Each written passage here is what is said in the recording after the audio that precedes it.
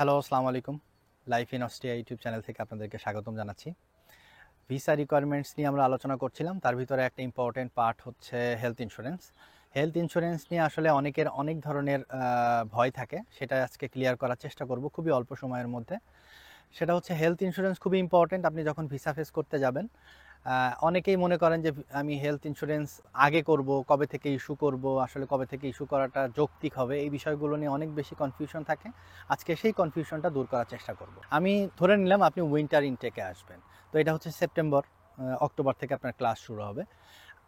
System হচ্ছে আপনি আপনার হেলথ ইন্স্যুরেন্সটা যখনই করান, আপনি ধরেন ভিসা ফেস করতে যাবেন জুন মাসে, আপনি হয়তো তারও 1 মাস আগে মে মাসে আপনি হয়তো হেলথ ইন্স্যুরেন্সটা করতে যাচ্ছেন। তো সিস্টেম হচ্ছে আপনি যখন যে অর্গানাইজেশন থেকে হেলথ ইন্স্যুরেন্স করবেন, সে অর্গানাইজেশনকেই বলে দিলে হবে যে আপনি কবে থেকে আপনার হেলথ ইন্স্যুরেন্সটা অ্যাক্টিভ করবেন। এরকম না যে আপনি হেলথ ইন্স্যুরেন্স আপনি ভিসা ফেস করতে যাচ্ছেন জুন মাসে, তার মানে আপনার জুন মাস থেকে অ্যাক্টিভ থাকা লাগবে, এরকম কোনো মানে দরকার নেই। ব্যাপারটা হচ্ছে এরকম যে আপনি যখনই ভিসা ফেস করতে যান না কেন বা যখনই আপনি হেলথ ইন্স্যুরেন্সটা করেন না কেন, আপনি ইস্যু করবেন সেপ্টেম্বর থেকে। তাহলে সব থেকে ভালো হবে।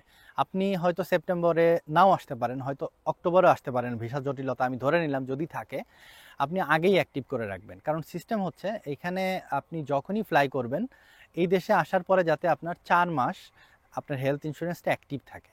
তো আপনি 6 মাসের যদি হেলথ ইন্স্যুরেন্স করেন, তাহলে সেক্ষেত্রে আপনি সেপ্টেম্বর থেকেও যদি শুরু করেন, অক্টোবরেও যদি আপনি এখানে আসেন, তো আপনার 1 মাস হয়তো লস হবে। আর এখানে লস বা লাভের কোনো ব্যাপার নেই, কারণ এখানে আসার পরে আপনার নতুন করে হেলথ ইন্স্যুরেন্স আবার করা লাগবে।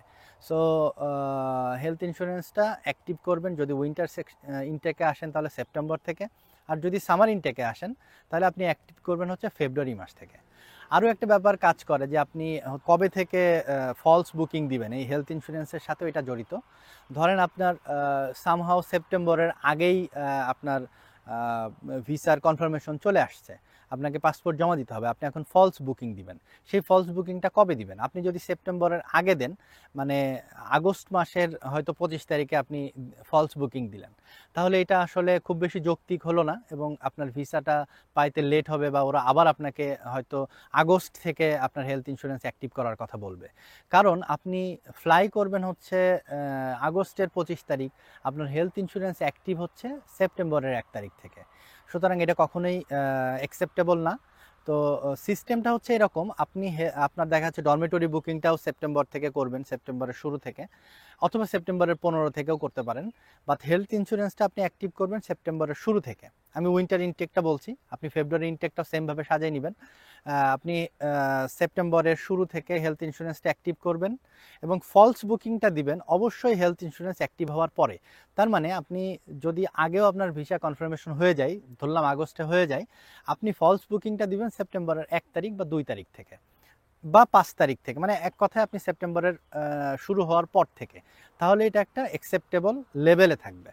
এবং ডরমেটরি যেদিন থাকবে অবশ্যই সেই সময় থেকে অ্যাক্টিভ করবেন। ধরেন আপনার সেপ্টেম্বরের 1 তারিখ থেকে হেলথ ইন্স্যুরেন্স অ্যাক্টিভ আছে, কিন্তু আপনি ডরমেটরিটা পাইছেন হচ্ছে সেপ্টেম্বরের 15 তারিখ।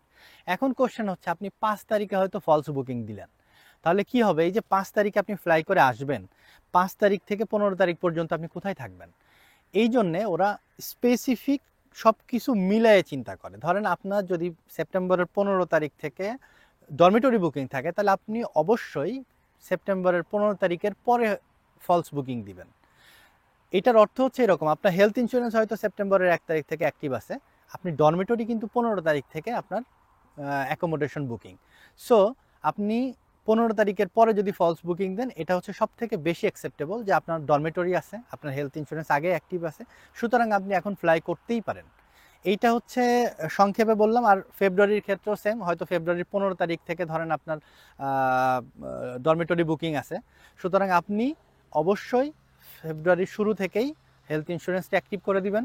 আর আপনি ফলস বুকিংটা দিবেন ফেব্রুয়ারির 15 তারিখের পরে। তাহলে আপনার সব কিছু একদম সিকুয়েন্সে যাবে। আদারওয়াইজ আপনি যদি দেখা যাচ্ছে জানুয়ারির 10 তারিখের মধ্যে আপনার ভিসা কনফার্মেশন হয়ে গেল, আপনি আবেগে 10 তারিখেই আপনি বা 20 তারিখে আপনি দিলেন যে আমি হচ্ছে ফলস বুকিং দিলাম, আমি 20 তারিখে চলে যাব, তাহলে আপনার হেলথ ইন্স্যুরেন্স অ্যাক্টিভ না, আপনার ডরমেটরি নাই, তখন আপনার ভিসাটা না হওয়ার পসিবিলিটিও থাকতে পারে, অথবা আপনাকে ডিলে করতে পারে, অথবা আপনার কাছে নতুন করে ডকুমেন্টস চাইতে পারে। সুতরাং এটা মানে খুবই সিম্পল জিনিস, বাট একটু সচেতন হতে হবে। এইটাই ছিল আজকে হেলথ ইন্স্যুরেন্স রিলেটেড। আর হেলথ ইন্স্যুরেন্স কোথা থেকে করাবেন, বাংলাদেশে বেশ কিছু অর্গানাইজেশন হেলথ ইন্স্যুরেন্স নিয়ে কাজ করে, গুগলে আপনি সার্চ দিলেই পাবেন। এবং তাদের ফিও মোর অরলেস কাছাকাছি 13 থেকে 15,000 টাকা 6 মাসের জন্য। আর অনেকেই কোশ্চেন করেন, ভাই আমার যেহেতু 4 মাসের লাগবে, আমি কেন 6 মাসের করাবো?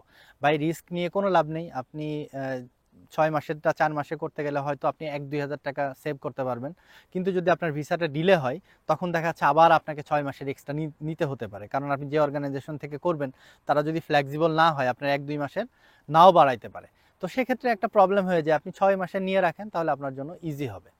তো এই ছিল হেলথ ইন্স্যুরেন্স রিলেটেড সমস্ত তথ্য। আশা করি এইটার মাধ্যমে ক্লিয়ার হয়ে গেল। পরবর্তী কোনো ভিডিওতে আমরা আপনার ব্যাংকের কাজটা কিভাবে করবেন সেটা নিয়ে আলোচনা করব।